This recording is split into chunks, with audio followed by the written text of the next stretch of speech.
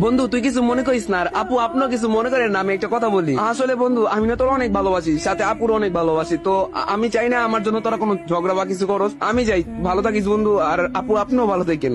আচ্ছা বন্ধু দাঁড়াও 1 মিনিট। আর এটা তুমি হঠাৎ করে কি বলতেছো যে ওরে সাইডা দিতে?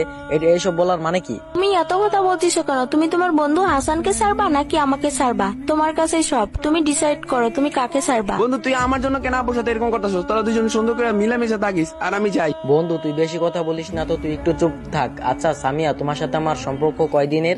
এই তো 4 মাসের। আচ্ছা বন্ধু, তোর সাথে সম্পর্ক কয়দিনের? এই তো 12-13 বছরে। আচ্ছা সামিয়া ওয়েট, তোমার সাথে আমার সম্পর্ক মাত্র 3-4 মাসের। আর বন্ধু তোর সাথে সম্পর্ক আমার 12-13 বছরের।